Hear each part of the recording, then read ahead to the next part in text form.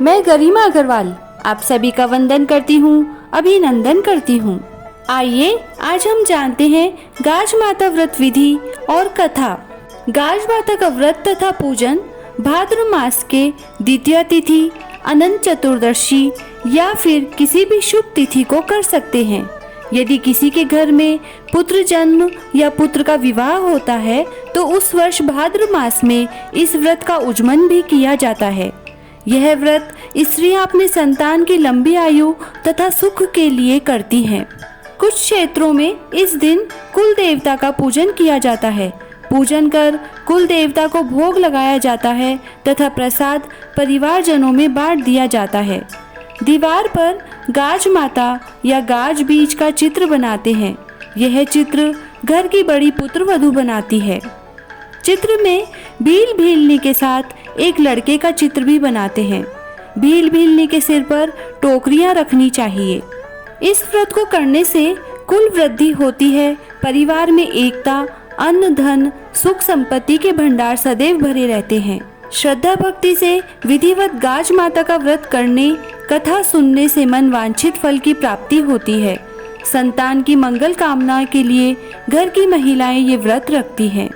यदि किसी के यहाँ बेटा हुआ हो या बेटे की शादी हुई हो तो उसी साल भाद्रपद के महीने में किसी शुभ दिन को देखकर गाज का व्रत तथा उज्जमन किया जाता है। उज्जमन के लिए 7 जगह 4-4 पूड़ी, उस पर थोड़ा सा हलवा या सीरा रखकर उस पर 1-1 रुपया रखें और उस पर ब्लाउज पीस रख लें। एक जल के लोटे पर साथिया बनाकर 7 गेहूं के दाने हाथ में लेकर गाज की कहानी सुने। फिर कपड़ा और रुपया रखकर सीरा पूरी पर हाथ फेरकर सासू जी को पाए लाकर दे देवे। फिर सूर्य भगवान को लोटे से अर्घ्य देकर 7 ब्राह्मणी सहित स्वयं भोजन कर लेवे। भोजन करने के बाद उन ब्राह्मणियों के टीका करके दक्षिणा देवे। आइए सुनते हैं गाज माता की और बिंदाई जी की कहानी। एक राजा और रानी थे। वे निसंतान थे। रानी ने गाज माता से मन्नत मांगी कि यदि मेरे संतान हो जाएगी तो मैं हलवा पूड़ी का भोग लगाऊंगी। 9वें महीने रानी ने एक पुत्र को जन्म दिया, परंतु रानी गाज माता के हलवा पूड़ी का भोग लगाना भूल गई। बहुत समय हो गया पर रानी ने भोग नहीं लगाया। तब गाज माता ने सोचा कि रानी तो मुझे भूल गई। एक दिन रानी का बेटा पालने में सो रहा था, तभी गरजते हुए गाज आई और लड़के को पालने सहित उड़ाकर एक निसंतान भील भीलनी के घर ले गई। जब भील भीलनी जंगल से घर आए तो देखा उनके आंगन में पालने में लड़का सो रहा था। भील भीलनी अत्यंत प्रसन्न हुए और लड़के का पालन पोषण स्नेह से करने लगे।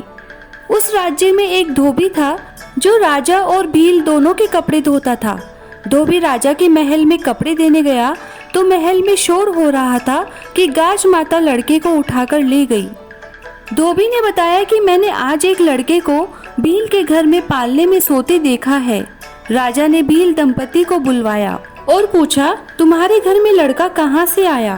तब भील बोला, मैं गाज माता का व्रत करता हूँ तो मुझे गाज माता ने बेटा दिया है। इस पर राजा और रानी को याद आया कि हमने गाज माता की कढ़ाई करने को बोला था, लेकिन हमने कढ़ाई नहीं की। इस कारण गाज माता ने हमसे हमारा बेटा ले लिया। तब महारानी ने कहा कि हे गाज माता, मेरा बेटा मुझे वापस दे दो। मैंने जितनी कढ़ाई के लिए कहा था उससे दुगनी कढ़ाई करूंगी।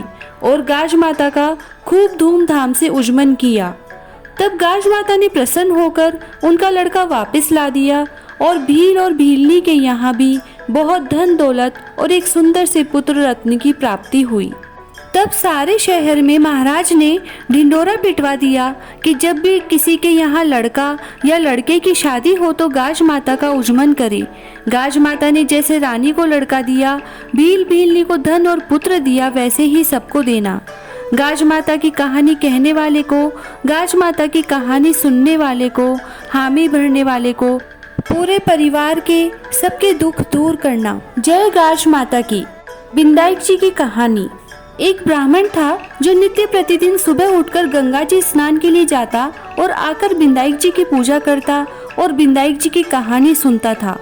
उसकी पत्नी को पूजा करना अच्छा नहीं लगता था और वह गुस्सा हो जाती थी कहती थी कि सुबह पहले पूजा करने के लिए बैठ जाते हो, मैं झाड़ू निकालती हूँ, घर का काम करती हूँ, तुम्हें कोई काम नहीं है क्या? ब्राह्मण उसकी बात को सुनता ही नहीं था। एक दिन ब्राह्मण गंगा जी नहाने के लिए चला गया और पीछे से ब्राह्मणी ने बिंदाई जी को छुपाकर रख दिया। वापस आकर ब्राह्मण ने कहा कि बिंदाई जी की मूर्ति कहाँ गई? तो ब्राह्मणी बोली कि मुझे तो पता नहीं कहाँ गई।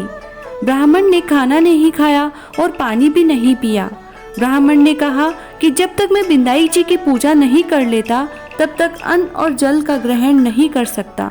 मैं बिंदाई जी की पूजा करने के बाद ही अन्न जल ग्रहण करूँगा। ब्राह्मणी ने ब्राह्मण को बहुत समझाया कि खाना खा लो, लेकिन उसने नहीं खाया। दोनों को लड़ते झगड़ते देखकर विनायक जी की मूर्ति हंसने लगी। तब ब्राह्मणी गुस्से में आकर बोली कि मूर्ति वहाँ रखी है। उसके बाद ब्राह्मण ने विनायक जी की पूजा अर्चना की। तब अचानक ही विनायक जी की मूर्ति बोल उठी, तुझे मेरी सेवा करते हुए बहुत दिन हो गए, कुछ मांग। ब्राह्मण बोला कि अन्न मांगू, धन मांगू, जितना दुनिया में सुख है वह सब मांगू। तब विनायक जी ने सारा सुख, धन, अन्न सब ब्राह्मण को दे दिया। ब्राह्मण मूर्ति को मंदिर में रखकर पूजा अर्चना करने लगा। ब्राह्मणी को इतना अन्न धन मिलने से उसकी भी पूजा करने की श्रद्धा जाग उठी और वह भी ब्राह्मण को बोलकर मूर्ति घर में रखवाई और खूब प्रेम से पूजा करने लगी।